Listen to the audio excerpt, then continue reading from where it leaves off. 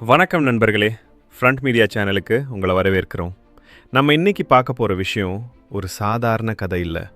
மரணத்தோட வாசலுக்கே போயிட்டு அந்த யமனை ஏமாத்திட்டு திரும்பி வந்த ஒரு 17 வயது சிறுமியோட நிஜமான போராட்ட கதை. 10,000 அடி உயரத்தில் பறந்துட்டு இருக்கிற ஒரு விமானம் திடீர்னு மின்னல் தாக்கி நடு வானத்தில் வெடிச்சு செதறுது. எல்லாரும் இறந்து போகிறாங்க. ஆனால் ஒரே ஒரு சிறுமி மட்டும் அந்த உயரத்தில் இருந்து அமேசான் காடுகளுக்குள்ளே விழுறாங்க. சுற்றி பயங்கரமான விலங்குகள், உடம்பு முழுக்க காயங்கள், கையில் சாப்பாடு இல்லை. அந்த சிறுமி எப்படி 11 நாட்கள் உயிர் பிழைச்சா? இதோ அந்த நடுக்கம் தரும் உண்மை சம்பவம்.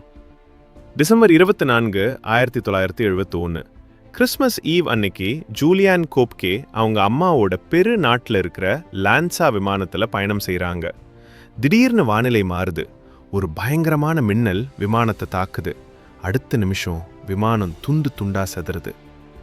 ஜூலியான் தன்னோட சீட்ல பெல்ட் போடப்பட்ட நிலையிலேயே 10,000 அடி உயரத்துல இருந்து அமேசான் காடுகளை நோக்கி விழுறாங்க. அதிர்ஷ்டவசமா அங்க இருந்த அடர்த்தியான மரக்கிளைகள் அவங்க வேகத்தை குறைச்சதுனால ஜூலியான் உயிர் பிழைக்கிறாங்க. ஆனா முகம் முழுக்க ரத்தம், கைகள்ல எலும்பு முறிவு, பார்வை மங்களா இருக்கு. அந்த பிரம்மாண்டமான அமேசான் காட்டுக்குள்ள அவங்க இப்போ தனி ஆள். விழுந்த அதிர்ச்சியில மயக்கமா இருக்கிற ஜூலியான் மறுநாள் தான் கண் விழிக்கிறாங்க. முதல்ல தன்னோட அம்மாவை தேடுறாங்க. ஆனா யாரையுமே காணோம். சுத்தி இருக்கிறது விஷப்பாம்புகளும் பசியோடு இருக்கிற சிறுத்தைகளும் தான். ஜூலியானோட அப்பா ஒரு விலங்கியல் நிபுணர். அவர் சொல்லிக் கொடுத்த ஒரு ரகசியம்தான் ஜூலியானை இப்போ காப்பாற்ற போகுது.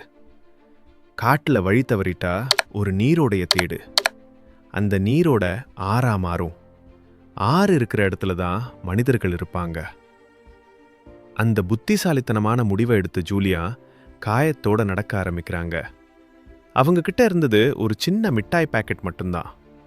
காடுகளில் இருக்கிற விஷப்பழங்களை அவங்க தொடவே இல்லை.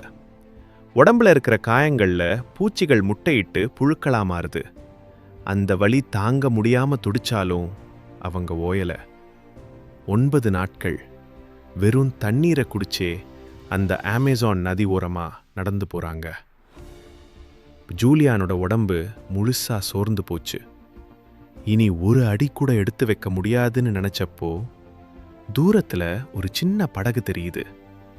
அங்க இருந்த ஒரு மரக்குடிசைய அவங்க பார்க்கறாங்க. அந்த படகுல இருந்த பெட்ரோலை எடுத்து தன்னோட காயத்துல ஊத்தி அந்த புழுக்களை வெளியெடுக்கிறாங்க. அந்த வலி நரக வேதனை. மறுநாள் காலையில அந்த பகுதிக்கு வந்த மரம் வெட்டுற தொழிலாளர்கள் ஜூலியானை பார்க்கறாங்க. யாரோ ஒரு வனதேவதை வந்திருக்கான்னு முதல்ல அவங்க பயந்தாலும் அப்புறம் ஜூலியானை மீட்டு ஆஸ்பத்திரியில சேர்க்கிறாங்க. அந்த விமானத்தில் பயணம் செஞ்ச 92 பேர்ல உயிர் பிழைச்ச ஒரே ஒரு நபர் ஜூலியான் மட்டும்தான். ஃப்ரண்ட் மீடியா சப்ஸ்கிரைபர்களாகி நாம இதிலிருந்து கற்றுக்க வேண்டியது ஒன்று தான். எவ்வளோ பெரிய ஆபத்து வந்தாலும் தன்னம்பிக்கையும் அறிவும் இருந்தா மரணத்தை கூட ஜெயிக்கலாம். ஜூலியான் இப்போ ஒரு பெரிய ஆய்வாளராக இருக்காங்க. அவங்க இன்னைக்கும் சொல்கிற ஒரே விஷயம், வாழ்க்கை ஒரு பரிசு, அதை எப்பவும் விட்டு கொடுக்காதீங்க. இந்த கதை உங்களுக்கு எப்படி இருந்தது? இதே மாதிரி வேற ஒரு சர்வைவல் ஸ்டோரி வேணுமா? கமெண்ட்ல சொல்லுங்க. இந்த வீடியோ பிடிச்சிருந்தா லைக் பண்ணுங்க, ஷேர் பண்ணுங்க. மறக்காம ஃப்ரண்ட் மீடியா சேனலுக்கு சப்ஸ்கிரைப் பண்ணுங்க. அடுத்த ஒரு த்ரில்லான கதையோட உங்களை சந்திக்கிறேன். நன்றி.